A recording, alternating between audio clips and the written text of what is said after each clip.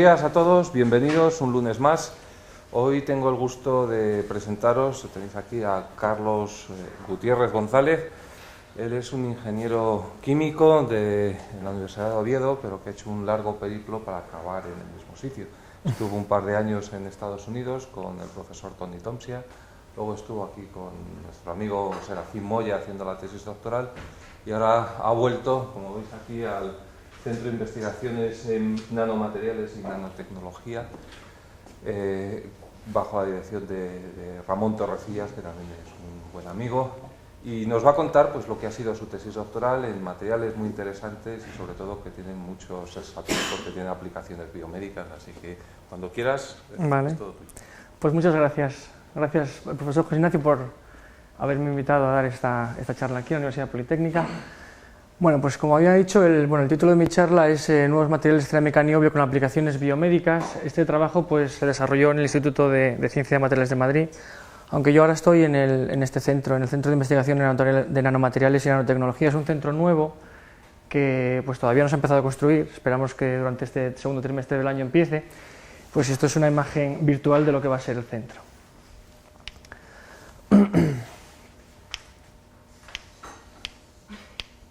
¿O le doy aquí? Le doy aquí. Vale. Bueno, pues el esquema de la charla consistirá en una introducción, un desarrollo de los 3 temas estudiados durante ese trabajo y posteriormente la explicación del trabajo futuro. A modo de introducción, pues empiezo definiendo los biomateriales, que son unos materiales naturales o artificiales que se utilizan para reemplazar o suplementar funciones del tejido humano. Aunque parezca algo novedoso, los biomateriales se vienen utilizando desde hace bastante tiempo, como podemos ver en estas fotografías. Aquí vemos una prótesis ocular que se ha encontrado en un esqueleto de unos 4.800 años de antigüedad. La siguiente es una prótesis del dedo del pie, está hecha de madera y es de la época egipcia. Y aquí podemos ver una fijación dental del siglo I después de Cristo. Se pueden clasificar estos biomateriales pues, según su reacción material-tejido orgánico, como biotóxicos, que son los que producen atrofias o algún tipo de rechazo, los bioactivos, que forman enlace directo con el tejido sobre el que se encuentran, los biodegradables, en los que se produce la disolución del material sin ningún tipo de toxicidad ni rechazo, y los bioinertes, que no producen cambios significativos, lo único que pueden hacer es formar una capa de tejido fibroso a su alrededor.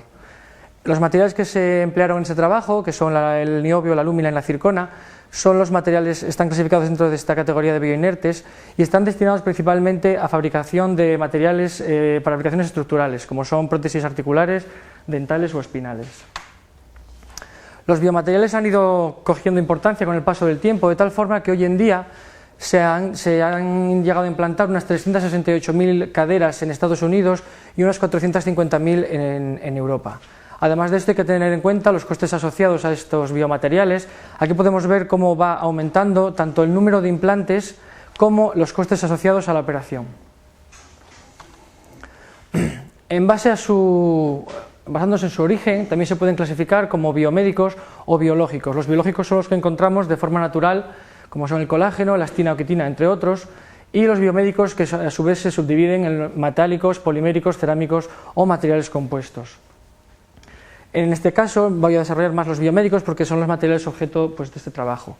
Los metálicos presentan la ventaja de que tienen una resistencia elevada a la tracción, son dúctiles y muy tenaces. Esto hace que se puedan utilizar en la fabricación de fijaciones de implantes dentales, tornillos, grapas u otros componentes. Sin embargo, presentan una gran desventaja que es la corrosión. La corrosión a la que se ven sometidos los metales produce la liberación de iones al torrente sanguíneo, lo que puede producir reacciones alérgicas e incluso efectos cancerígenos. Además, esto tiene otro inconveniente, y es que al ser observados mediante resonancia magnética nuclear, pueden producir el calentamiento y el movimiento del implante, y también la aparición de artefactos en las imágenes al ser observados mediante esta técnica. Los poliméricos, por su parte, pues son unos materiales muy dúctiles y son muy fáciles de mecanizar. Esto hace que se puedan emplear en la sustitución de tejidos blandos, debido sobre todo a que tiene un bajo módulo elástico. Existe un material específico, como es el polietileno de ultra alto peso molecular, que tiene una aplicación muy específica, que es en la fabricación de acetábulos de prótesis de cadera y implantes de rodilla. La desventaja que tienen estos materiales es que sufren un elevado coeficiente, una velocidad de desgaste elevada. lo que produce la generación de partículas que puede derivar en el aflojamiento aséptico del material. Además, se puede producir también la liberación de ácidos perjudiciales y toxinas durante este proceso de disolución. Los cerámicos, por su parte, pues presentan la ventaja de que tienen ausencia de corrosión, pero sobre todo que son muy resistentes al desgaste. Aquí en esta gráfica podemos observar la velocidad de desgaste de un par acetábulo prótesis de cabeza femoral, en la que vemos que el par cerámico-cerámico es el que tiene la velocidad de desgaste más baja. Desventajas de estos materiales, pues que son muy frágiles y muy sensibles a los defectos, y también están sometidos al crecimiento subcrítico de grieta. La presencia de defectos en estos materiales, ya sea de forma intrínseca debido a un mal procesamiento del material o extrínseca debido a un manejo inadecuado por parte del cirujano, disminuye drásticamente la resistencia mecánica del material, pudiendo producir la rotura catastrófica. Esta rotura catastrófica que podemos ver aquí genera numerosos trozos que son muy difíciles de retirar por parte del cirujano a la hora de sustituir el implante. Para aprovechar un poco las ventajas de los distintos materiales por sí solos, los materiales compuestos surgen como matrices de distintas naturalezas, como puede ser metálica, polimérica o cerámica, combinadas con distintos refuerzos. De esta forma se pretende aprovechar un poco las ventajas de cada uno de los materiales aislados. Y se utilizan pues en la fabricación de implantes dentales, recubrimientos de articulaciones o sustitución de tejidos duros. En este trabajo lo que se va a realizar son materiales compuestos inertes, bioinertes, cerámica-metal, enfocados principalmente a la sustitución de tejidos duros. Por un lado, se pretende disminuir la velocidad de desgaste de estos materiales, que sean biocompatibles, y mejorar las propiedades mecánicas como tenacidad, tolerancia a los defectos y, por otro lado, un mejor comportamiento frente al envejecimiento. Las matrices que vamos a emplear pues son la circona, la lúmina combinada con circona y la lúmina reforzada con nanopartículas de circona. Como fase dispersa, en todos los casos, se va a utilizar el metal de niobio. ¿Y por qué el niobio? Bueno, pues el niobio es un metal de bajo módulo elástico que es inferior a otros que se utilizan en el campo de los biomateriales, lo que va a lograr que al añadirlo a un compuesto cerámico disminuya el valor del módulo elástico del compuesto, acercándolo más al valor del hueso. El niobio se utiliza hoy en día en implantes dentales, formando parte de aleaciones de titanio combinadas con hidroxiapatita. También se utiliza como metal puro en implantes de caderas para perros y se ha llegado a utilizar también en la fabricación de stents, que son unos vasos metálicos como unas redes que mantienen dilatado el vaso capilar, el vaso sanguíneo, perdón. Además de esto, se ha demostrado la capacidad osteoinductora mediante una activación de la superficie del niobio.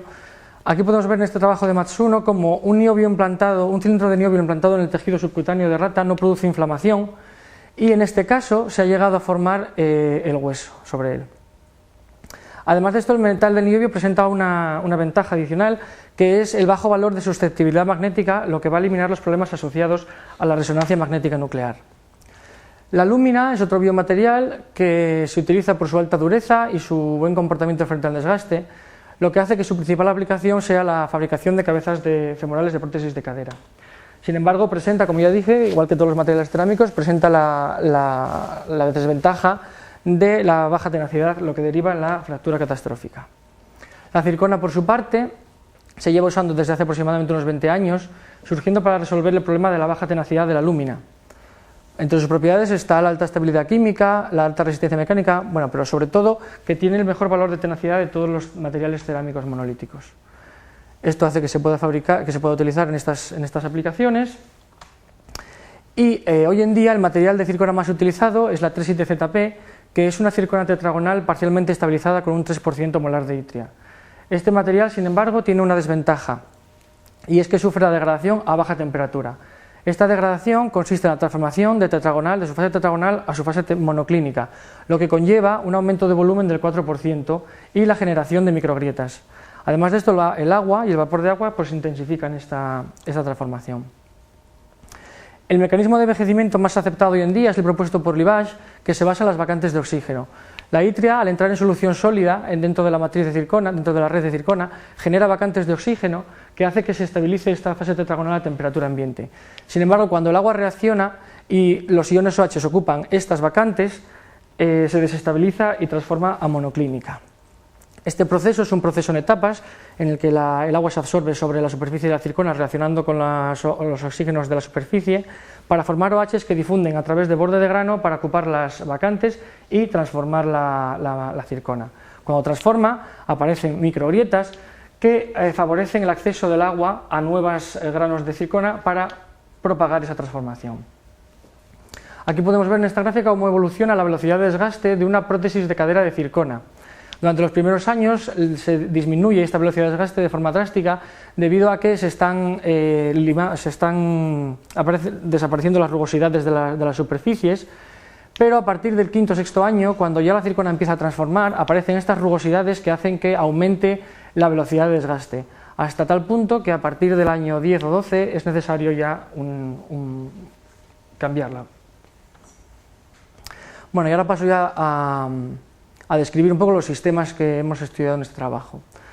El primero es la circona con niobio. Hemos utilizado dos tipos de circona con diferentes tamaños de partícula y como reforzamiento niobio en dos morfologías, una tal y como viene de fábrica, que son unas partículas irregulares con un tamaño medio de 35 micras, y unas partículas que nosotros, este niobio lo hemos molido, molido a fricción con bolas de circona, y hemos obtenido pues esta morfología de placas que tienen un tamaño medio de unas 41 micras y una relación de aspecto de 1 a 12. Mediante difracción de rayos X hemos observado que estas partículas tienen una dirección preferente de molienda, de deformación, que corresponde a la paralela a los planos 1, 0, 0. Mediante espectroscopía de fotoemisión de rayos X hemos observado este polvo de niobio, tanto las partículas no molidas como las molidas, y hemos observado la presencia de esos picos del niobio 5+, que corresponden al óxido Nb2O5, lo que revela la presencia de una capa de óxido que tiene una capa de pasivación de óxido que tiene aproximadamente unos 3 nanómetros de espesor. Además de esto, en el caso del niobio molido, se observa la presencia de la circona 4+, que corresponde al estado de oxidación de la circona, y que luego, por posterior observación al microscopio electrónico de barrido, descubrimos que se debía a la presencia de incrustaciones de circona en estas placas de metal y que provenían de las bolas de molienda.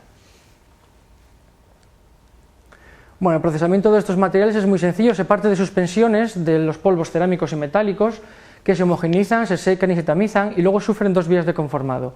Por un lado el prensado en caliente y por otro el prensado isostático más sinterización convencional. Los materiales obtenidos se mecanizan en barras para evaluar las propiedades mecánicas.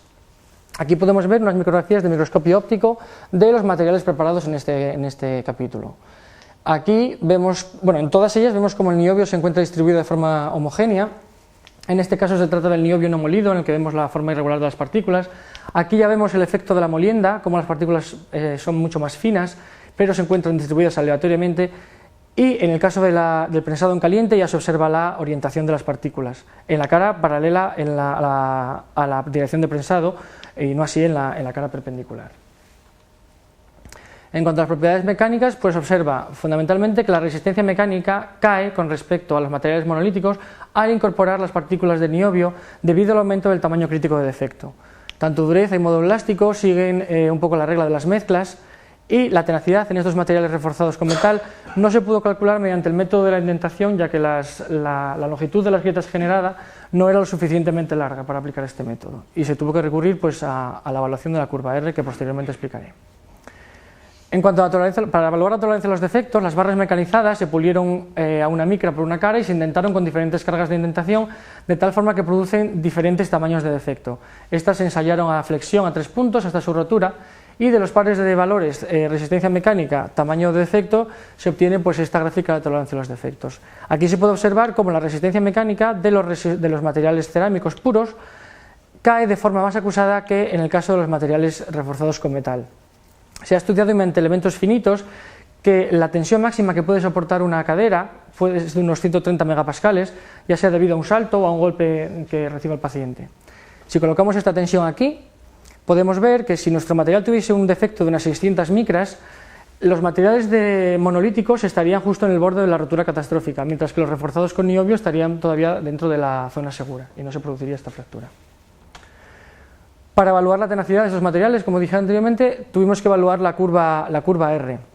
En esta gráfica se observa cómo varía la tenacidad frente a la extensión de la grieta. Aquí vemos dos zonas, esta línea que divide la gráfica, esta es la zona de grieta corta y hacia la derecha es la zona de grieta larga. En la zona de grieta corta, el mecanismo de reforzamiento que actúa es el mecanismo de transformación de fase, que consiste en que las tensiones generadas en esta punta de grieta se liberan mediante la transformación de la zircona tetragonal en monoclínica, que como dije anteriormente aumenta de volumen un 4% y genera tensiones de cierre en esta punta de grieta, impidiendo que la grieta avance. Se observa aquí un salto considerable de los materiales monolíticos a los reforzados con niobio, y esto es porque la presencia del solución sólida del óxido de niobio que rodeaba las partículas entra dentro de la zircona y aumenta la transformabilidad, como se puede ver en estos difractogramas de rayos X. La 1 corresponde a la superficie pulida y la 2 a la superficie de fractura en ambos casos. Esta es la zircona monolítica, en la que no hay gran diferencia de la superficie pulida de la fractura, solo transforma un 4% más de la zircona, lo que justifica este pequeño aumento. Y sin embargo, en el caso de la zircona con niobio, el cambio es del 54%, hay una cantidad de zircona mayor que ha transformado, lo que justifica estos saltos de la tenacidad inicial. Posteriormente, en la zona de grieta larga, el mecanismo que actúa es el de reforzamiento por ligamentos resistentes debido a las partículas de niobio que actúan como grapas que anclan las caras de la grieta, impidiendo que ésta avance. La diferencia de los valores obtenidos en estos tres casos de material reforzado con niobio se debe fundamentalmente a la morfología de las partículas. En este primer caso, el niobio no está molido y por eso el reforzamiento es menor. Las partículas son más gruesas y son más difíciles de deformar plásticamente. En este otro caso, el niobio ya está molido pero no está orientado. Aunque las partículas son más deformables, no se encuentran en la configuración adecuada para detener el avance de la grieta, que sí se da en este último caso. El niobio está orientado en la configuración más desfavorable para el avance de la grieta y se pueden alcanzar valores de tenacidad de hasta unos 15 megapascales raíz de metro. Aquí podemos ver las interacciones que se producen entre la grieta y la microestructura. En el caso del niobio no molido se produce fundamentalmente la fractura transgranular del grano, mientras que en el caso del niobio molido pues se observan los mecanismos de puenteo y de flexión de grieta. Esto corresponde a superficies de fractura de estos materiales por microscopía electrónica de barrido. Aquí podemos ver como en el caso del niobio no molido se produce la fractura frágil transgranular del grano metálico y no existe descohesión entre la matriz y el grano. En el caso del niobio molido sí, aquí podemos ver la deformación plástica antes de la fractura y cierta descohesión entre la matriz y el metal. Esta deformación plástica se produce aproximadamente en un 60% de las partículas. Se caracterizó también la interfase zircona-niobio mediante estudios de microscopía electrónica de transmisión y se observó que las dos fases principales, que las más frecuentes, eran la 1,00, 1,00 y la 1-1,0, 1-1,0. Mediante cálculos ab initio se calculó el trabajo de separación de estas interfases y se observó que la interfase 1,00, 1,00 correspondía a una interfase fuerte, mientras que la 1-1,0, 1-1,0 correspondía a una interfase débil. La presencia de estas dos interfases es muy importante, ya que si solamente estuviese la interfase fuerte no se permitiría la deformación del metal y este se rompería de forma frágil, mientras que si la interfase fuese solamente débil se produciría la separación entre el refuerzo y la matriz. Como mencioné anteriormente, la presencia de una solución sólida de óxido de niobio produce un aumento de la transformabilidad de la zircona. Esto es debido a que este óxido produce una deformación de los parámetros de red de la zircona, haciéndola de esta forma más transformable. La tetragonalidad, que se define como el cociente entre los parámetros de red, es tal que si esta aumenta, también aumenta la transformabilidad. Existe un límite por encima del cual, bueno, este es el valor 1,020, por encima del cual la zircona ya es tan inestable que se transforma de forma espontánea. Nosotros hemos calculado el valor de esta tetragonalidad para nuestros materiales y hemos observado cómo al introducir el metal, este valor de tetragonalidad aumenta, lo que quiere decir que la zircona es más transformable.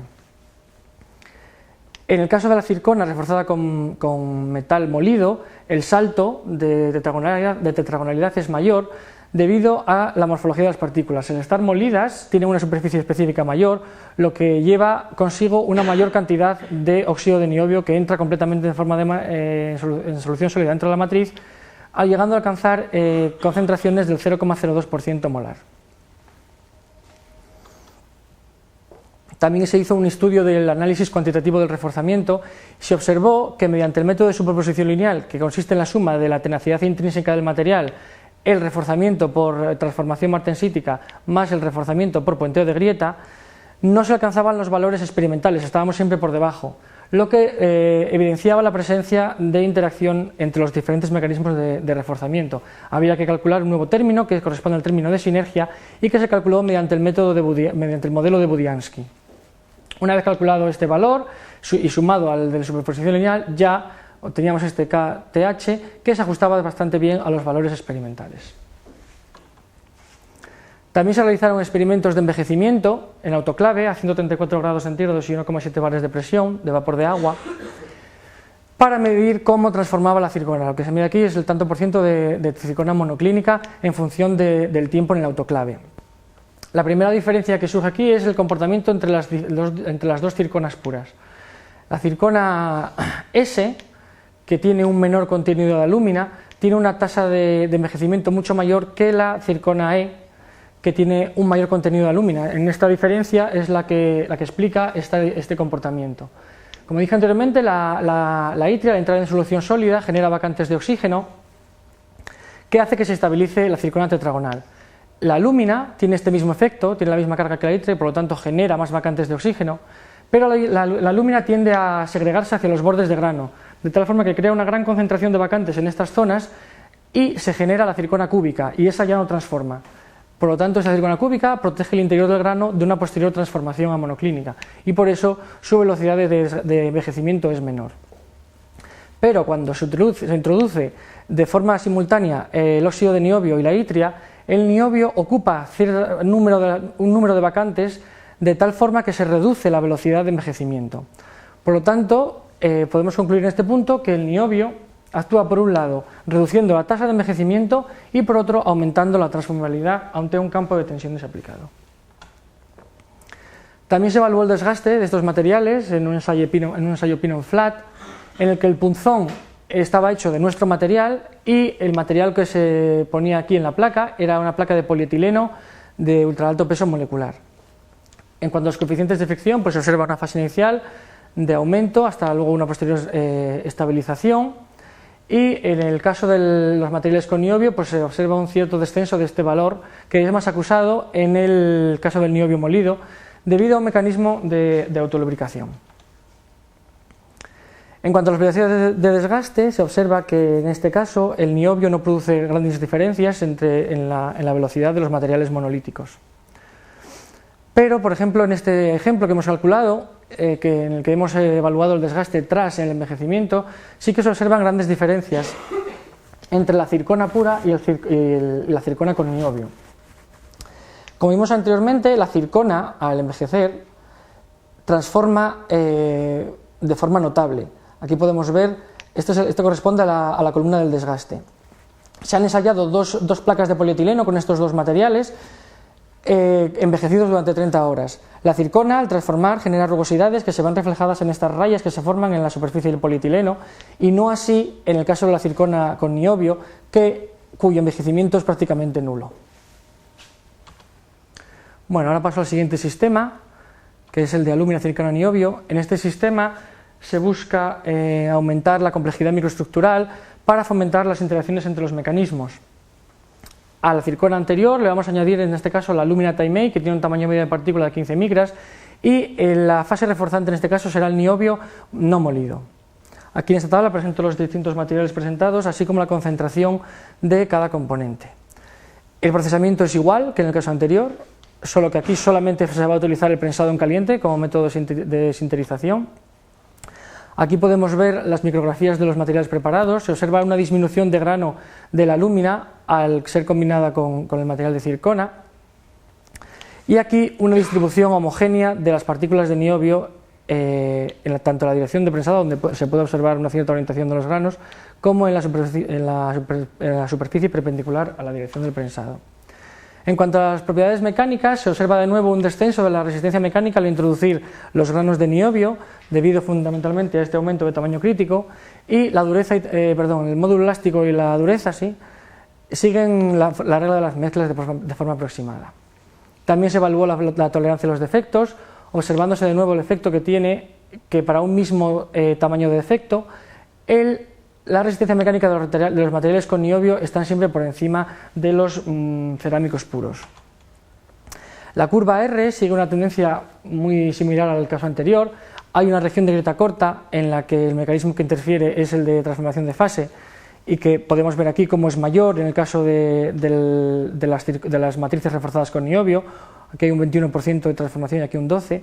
Y luego posteriormente en la zona de grieta larga actúan las partículas metálicas como ligamentos resistentes que ayudan a alcanzar tenacidades de 13,5 megapascales raíz de metro. Aquí podemos ver también las interacciones que se producen. En este caso vemos como una grieta que se propagaba en esta dirección se produce un enromamiento y luego una renucleación para su posterior propagación, y aquí observamos en esta superficie de fractura tanto la deformación plástica como la fractura elástica del material metálico.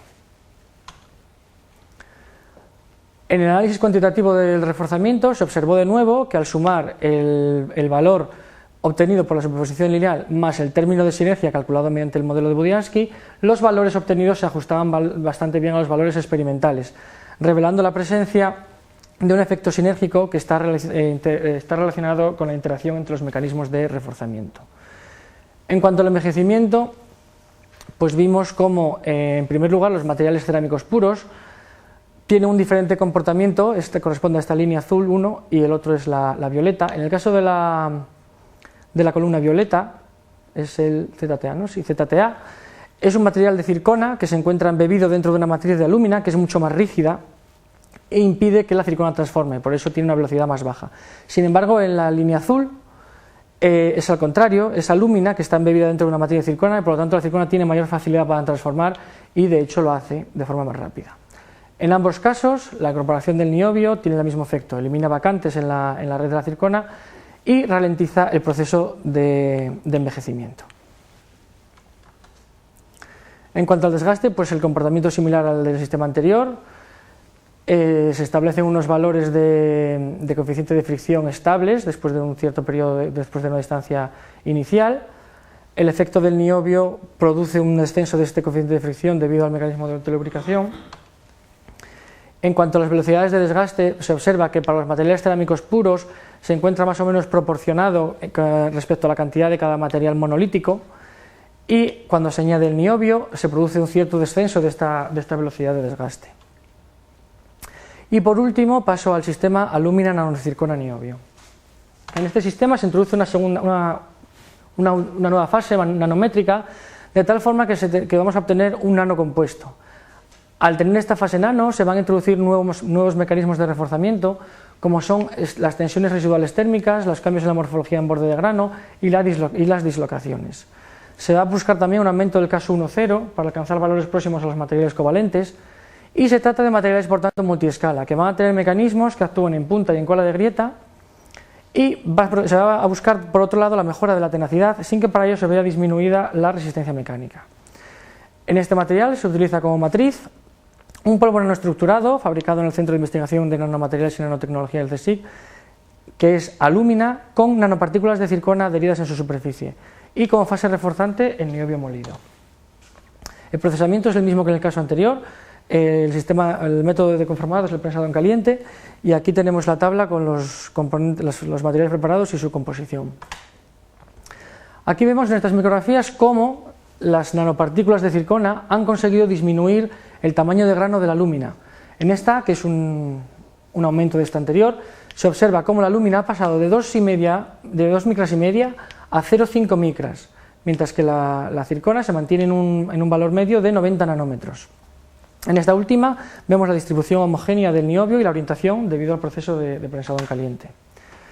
En cuanto a las propiedades mecánicas, en el sistema alúmina pura con niobio se observa, como siempre, el descenso de la resistencia mecánica, pero en el caso de las nanopartículas de circona, cuando refuerzan la matriz de alúmina y incorporamos el niobio, no se observa este descenso tan acusado. Esto se debe a que estas partículas de circona nanométrica que se encuentran distribuidas en borde de grano, debido a que la diferencia entre los coeficientes de expansión, se encuentran sometidas a tensiones de tracción, lo que genera tensiones de compresión en el borde de grano de las fronteras entre la alúmina.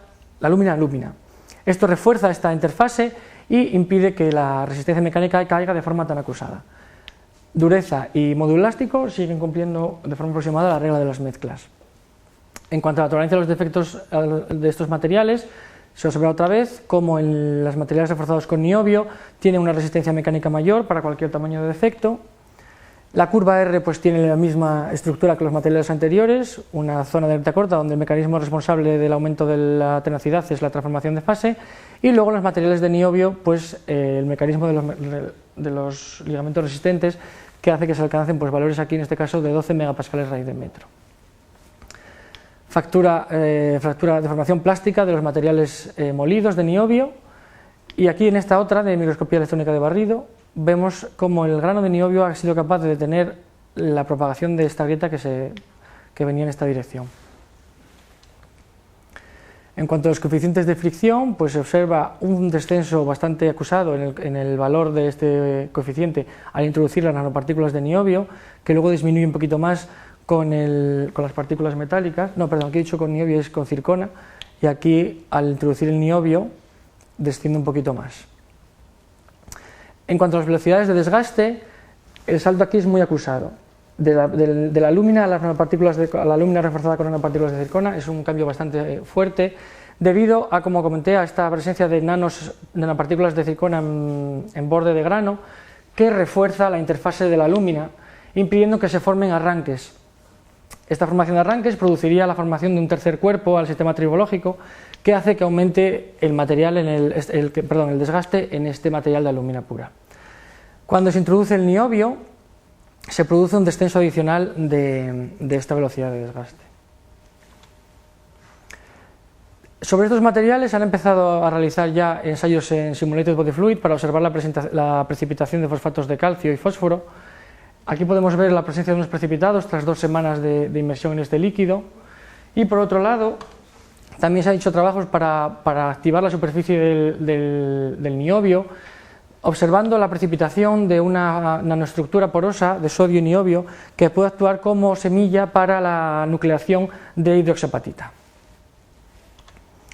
Bueno, pues en cuanto al trabajo futuro, en primer lugar, bueno, esto ya se está haciendo, esto ya se ha hecho, la evaluación de bioactividad in vitro ya está hecho, que consiste, pues eso, fundamentalmente en los ensayos en suelo fisiológico artificial, que han dado resultados bastante satisfactorios, y ahora lo que sí se está haciendo ahora mismo en colaboración con la Universidad de Santiago de Compostela es la evaluación in vivo, que consistió en la implantación de cilindros de estos materiales, tanto en el fémur como en defectos craneales de conejos. Estos conejos son los que llevan las muestras. Estas fotos las hice yo mismo hace 2 semanas que estuve ahí en Santiago de Compostela, y vamos a ver pues cómo evolucionan los animales. Así que nada más. Esto es todo. Gracias. Pues muchísimas gracias. De nada. Muy claro, pero aún así seguro. Si tienen preguntas, sí. Preguntas, sí que os animo a participar. Sí. Yo sí tenía que hacerte una pregunta. Bueno, me ha encantado la charla, muchos resultados y muchas curiosidades. Sí. Me voy a limitar a las que más me llaman la atención. Bajo el punto de vista de diseño de material, da la impresión de que tú combinas un material cerámico que es frágil con un material metálico que es dúctil. La pregunta es, ¿por qué niobio y no otro elemento metálico dúctil que seguramente te daría los mismos resultados? Sí. Y entonces, ¿habéis ensayado otros metales puros? No hemos ensayado otros metales puros de momento. Bueno, ahora sé que está empezando a ensayarse el tántalo.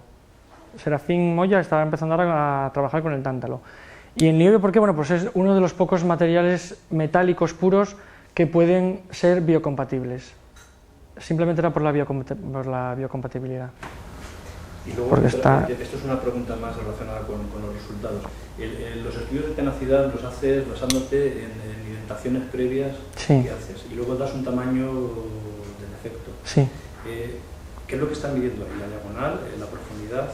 No, medimos para la tenacidad. Lo que pasa es que por este método la tenacidad no se puede medir. De todas formas, para medirla, medimos indentación más longitud de grieta. O sea, que el tamaño del defecto engloba todo. O sea, y el tamaño del defecto engloba todo.